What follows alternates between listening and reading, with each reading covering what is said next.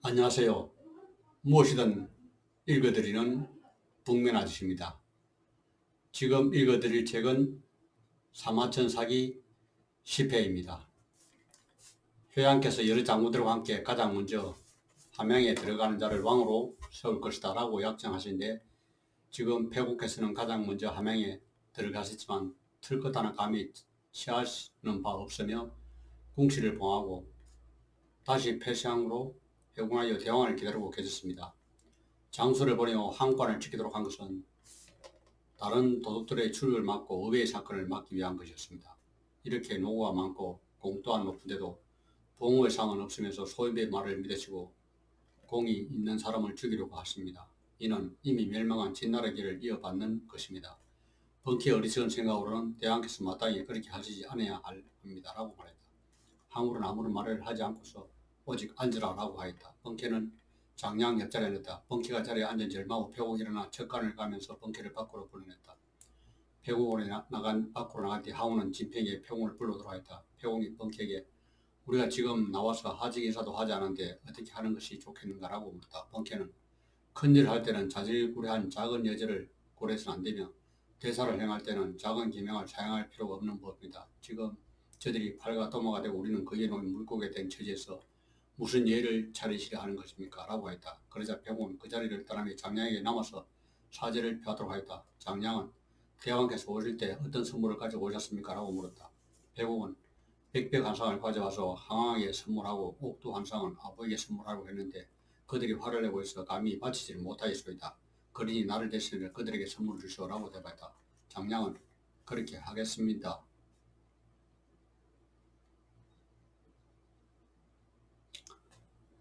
라고 하였다. 이때 항우의 군대는 홍문날에 주둔하고 있었고 폐공의 군대는 폐상에 주둔하여 있었는데 40리의 거리였다. 폐공은 수레와 말을 남겨둔 채 몸만 빠져나와 혼자 말을 타고 번쾌, 하우영, 건강, 기신 등 4사람은 건과 방패를 들고 도보를 수행하여 함께 여산에서 내려와서 자양을 새길로 빠져나갔다. 그 전에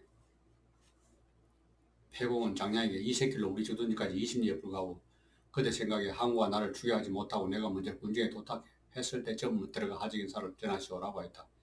폐공이 길을 딴 뒤 장량 생각에 한항이 새끼를 통해서 군중이 일어섰을 정도의 시간이 흐르자 장량이 들어가 사자했다. 폐공께서는 술을 마시고 몸을 이기지 못하여 직접 하직 인사를 드릴 수가 없었습니다. 그래야 저로 하여금 백백 한 쌍을 대왕께 바치게 하고 옥도 한 쌍은 대장군께 바치게 하였습니다. 장량은 백백과 옥도를 바쳤다. 항우가 폐공은 어디에 계신가라고 묻자 장량은 대왕께서 폐공의 잘못을 질책하는 마음이 있었다는 말을 듣고 대단히 두려워하여 먼저 떠났습니다. 아마 이미 군중에 당도했을 것입니다. 라고 했다. 그러자 항우는 구슬을 받아서 자리에 두었다. 하지만 범정은 옥도를 받아서 땅에 놓고 검을 뽑아 그것을 깨뜨렸다. 범정은 분내에 찬 목소리로 에이 어린아이와는 함께 대사를 도모할 수 없도다. 항왕의 천하를 빼앗아 갈 자는 반드시 폐공이며 우리는 그에게 포로로 잡히게 될 것이다. 라고 단서했다. 폐공은 자신의 군령에 당도하자마자 즉시 조무상을 참하였다. 서초폐왕 항우.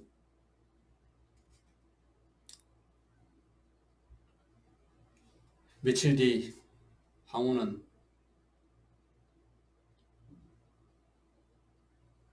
서쪽으로 진격하여 함양 군민을 도살하고 이미 항복한 진나라 왕 자영을 죽였다. 그러고는 진나라 궁실을 불태우는데 석 달 동안을 타고도 꺼지지 않았다. 항우의 군대가 그곳에서 재와 보미 분유자들을 노략질하고 동쪽으로 돌아오자 어떤 사람이 항우에게 관중의 땅은 산하의 험주함이 있고 사면이 요새이니 충분히 도읍으로 정하여 폐업을 이룰 수 있는 곳입니다. 라고 보냈다.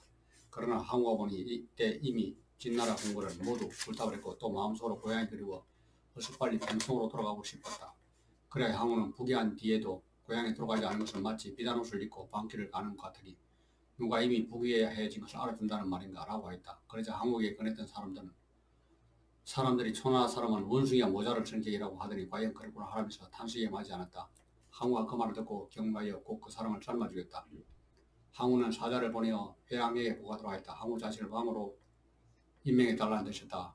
회왕은 원래 약정대로 시행하라고 하였다. 항우는 이러한 회왕의 결정이 매우 불쾌했다. 그는 생각할 회왕의 존호를 의자라고 바꾸고 실제로는 회왕의 명을 따르지 않았다. 대신 스스로 왕이 되고자 했다. 그러나 먼저 제후장상들을 왕으로 모아야 그는 제후장상들에게 처음 천하의 반란이 일어날 때 민심을 수습하게 하여 부득이하게 잠시 제후의 후예들을 왕으로 모아여 진나라를 토벌해서 명분이 필요했기 때문에 그러했던 것이요. 그런데 갑옷을 입고 손에 무기를 들어 먼저 기치를 들고 3년 동안 풍찬 노숙하면서 진나라를 멸망시키고 천하를 평정한 것은 모두 여러 장군들과 나 항직의 노력 때문이었지 결코 의제의 힘 때문이 아니었소. 의제는 공이 없으니 천하의 주인이 될 수 없으며 그러므로 우리들은 마땅히 천하의 토지를 나눈 왕을 청할 것이오 라고 했다. 모든 장수들이 옳습니다 라고 찬성했다. 항왕은 즉시 천하를 나누어 여러 장수들을 왕으로 봉하였다. 항우와 범정은 폐공이 천하를 차지하지 않을 것이면서나 이미 거의와 화해하였으며 또 원래 약정을 어기는 것이 그런직하고 제후들이 발발이 걱정스러웠다. 그들은 몰래 논의 끝에 묘안을 냈다. 즉 파와 촉지방은 길이 험하고 진나라에서 강제 이주당한 동북자들이 모두 촉지방에 살고 있으므로 파촉지방에 그를 봉하기로 했다. 그래야 항우는 폐공에게 파와 촉 역시 관중의 땅이요 폐공이 먼저 관중에 들어왔으니 뭐 당연히 관중왕이 되어야 하지 않겠소라고 했다. 그러고는 폐공을 한항에 봉한 뒤 파와 촉 그리고 한중을 봉토를 주고 남경에 도받도록 하였다. 그런 연후에 다시 관중을 참분하고 한국관 진나라 장군들을 왕으로 봉하여 한항을 에워싸 저지하도록 했다. 즉 장안을 응왕으로 봉하여 함양 서쪽의 왕으로 하고 폐구의 도읍을 정하도록 했으며 장사 사마는 본래 역양의 오견이었던 자로서 일찍이 항야에게 은혜를 베푼 적이 있었고 도의 동해는 본래 장안에게 토날에 투항할 것을 권유하기 때문에 사마는 세왕으로 봉하여 함양의 동쪽에서 홍항까지 땅을 주고 역양에 도읍하도록 하였다. 또 동해를 중앙으로 봉하고 상군의 왕으로 하고 고노의 도읍을 정하게 하였다. 그리고 위안표를 서위왕으로 옮기도록 하여 하동 땅을 주고 평양에 도읍하도록 하였다. 하구의 신장은 장교의 중심으로서 먼저 하남을 함락시고 황하강변에서 초나라 군대를 영접한 공로로 하남왕에 봉하고 낙양에 도읍하도록 하였다. 또한 하남성은 옛 도읍인 양측에 다시 그대로 정복하도록 하였다. 그리고 조나라 장수 사망은 하남을 평정할 때 여러 차례 공로를 세웠으므로 문왕에 봉하여 한해 땅을 주고 조가의 도읍을 정하게 하였다. 항우는 스스로 서초포항이 되고 9군의 땅을 봉주로 갖고 팽성에 도읍하였다. 무적의 상성장군 한나라 5년 4월 전쟁을 끝내고 제후들이 회수에 철수하여 각자 본국으로 들어갔다. 항왕도 한국관 나와 본국으로 들어왔다. 그리고는 사자를 보내어 의제를 평성으로부터 옮기게 하면서 자고 이래로 제왕대물은 천리 이른 토지를 지니고서도 반드시 상류의 땅에 기가하셨습니다 라고 말했다. 그래야 사자를 파견하여 의제를 장사의 차면으로 옮기도록 하였다. 항왕이 의제에 빨리 움직일 것을 대초하자 의제의 군신들이 점차 의제를 배반하였다. 그때 항왕은 은밀히 형상왕 오해와 인강왕 공에게 밀면을 내려 강남에서 의제를 공격하여 죽이도록 하였다. 또한 한왕성은 아무런 군공이 없으므로 항왕은 그가 자기 나라로 가지 못하게 된 것 같아 평성으로 가서 왕으로 패하고 제후로 강등시켰다가 얼마 지나지 않아 그를 죽였다. 전령은 항우가 제왕 전부를 조동으로 옮기게 하고 대신 제나라 장군 전투를 제왕에 봉했다는 소식을 전해 듣고 격려했다. 그래야 그는 제왕을 조동으로 가지 못하게 하면서 항왕에게 반란을 일으켜 새로운 왕으로 봉해진 전투를 공격하였다. 전투는 패하여 청나라로 도주하였다. 한편 제왕 전부는 항왕을 두려워하여 몰래 교도로 가서 지휘했다. 그러자 전령은 크게 분노하고 그를 추격하여 정묵에서 살해했다. 진녀는 몰래 전령에게 장동과 하의를 보내 권하였다. 항우가 천하를 주재하면서 일을 하는데 대단히 불공평합니다. 지금 몰래의 왕을 모두 나쁜 땅의 왕에 봉하고 대신 자기의 군신과 제장들을 모두 좋은 땅에 왕에 봉하였습니다. 또한 진녀의 예당 조왕 그를 내쫓아 그를 북쪽의 대로 몰아내는데 진녀는 절대로 그럴 수 없다고 생각합니다. 대왕께서 이미 군대를 일으키시고 또한 도의에 맞지 않는 명령을 받아들이지 않으신다고 들었습니다.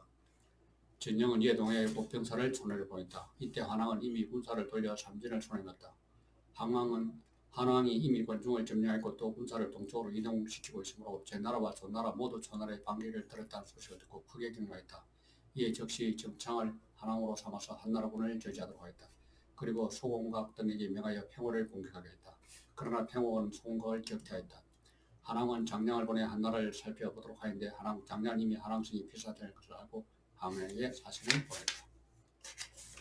장량은 또 제나라와 조나라의 반란 사실을 보하는 사신도 항왕에게 보내어 제나라가 조나라와 힘을 합하여 초나라를 멸하려고 합니다라고 하였다. 그래야 초나라는 서진하는 계획을 그리고 북쪽으로 제나라를 공격하였다. 한나라 2년 겨울 항왕의 군대가 북쪽으로 중앙에 이르자 전령 역시 군대를 거느리고 맞섰다. 전령이 패하여 병으로 달아나자 평호의 백성들이 그를 죽였다. 이에 항왕은 북쪽으로 제나라 병사들을 추격하여 제나라의 백성의 집을 불태우고 각자의 승곽을 파괴하였으며 한국한 전령의 병사들을 책면장하고 부여자들을 약탈하였다. 이렇게 제나라를 계속 일어나면서 북쪽에 이르기까지 가는 곳마다 불태우고 약탈했다. 그러자 제나라 백성들은 초나라의 원한을 가지고 연합하여 항우에게 저항하였다. 전령의 동생 전령이 제나라에 흩어진 병사 수만 명을 모아 성황에서 반란을 일으켰다. 이에 항왕이 나와서 여러 차례 공격을 가했으나 성량을 함락시키지 못하였다.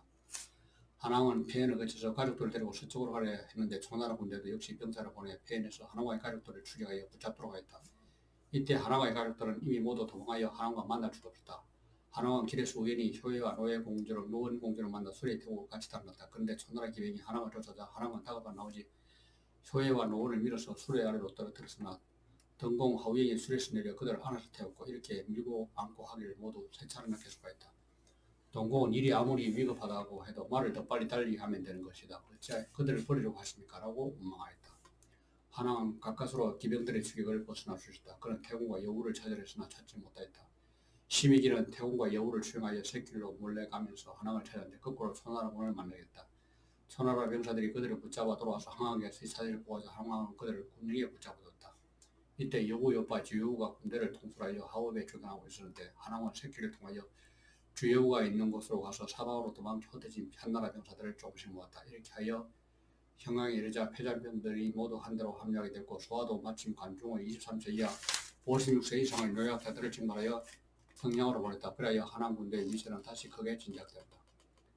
초나라군이 평성을 근거하여 성리를 거두었을 때 패주하는 한나라 군을 평양군까지 출격하였으나 길이 너무 멀었다.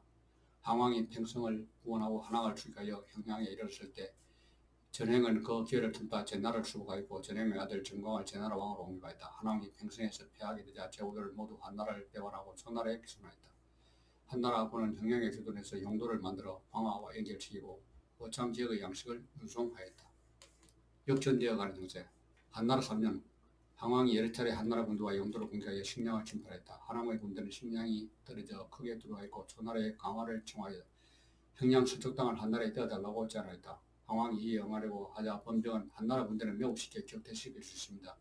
만약 지금 그들을 놓아주어 멸하지 않게 되면 분노를 반드시 보이게 될 것입니다. 라고 반대하고 있다. 항왕은 범정의 권위를 받아들이고 곧장 형량을 보였다. 한왕은 이를 크게 우려하여 곧 진평의 계책을 세워 범정과 항왕을 이겨주시겠다.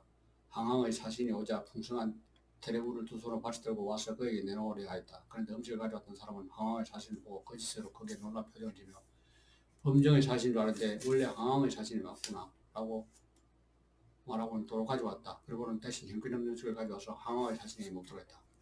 사신이 들어와서 항왕의 이 사실 그대로 보고자 항왕은 범정과 한왕이 내통하고 있다고 의심하여 조금씩 그의 권력을 박탈했다.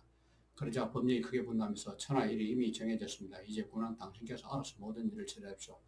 바라구대 저희 노구를 돌려주시어 보통 산지로 돌아가게 해주십시오. 라고 청하자 항왕이 이를 받아들였다. 범정은 떠났지만 미처 평생에 도착하기도 전에 등에 독창이 심해져서 죽었다.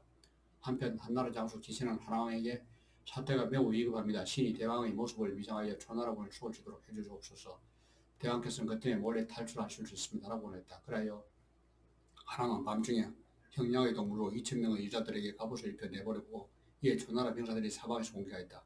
기신은 항원거를 타고 자독을 꼽고서 성 안의 양식이 바닥나나 항왕이 항복한다라고 말했다. 초나라 병사들은 모두 큰 소리로 만세를 부렸다. 이 때문에 한왕은 수십 명의 기병과 함께 성의 서쪽문으로 빠져나와 송고로 도망쳤다. 항왕이 기신을 보고 한왕은 어디에 있느냐고 물었다. 그러자 기신은 한왕이 이미 성 밖으로 나가셨소라고 대답했다. 항왕은 크게 화나서 곧장 기신을 태워주겠다.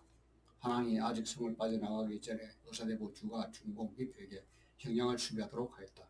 하지만 주가 중공은 나라를 배반한 미표와는 함께 성을 지킬 수 없다고 모의하고 미표를 죽여버렸다.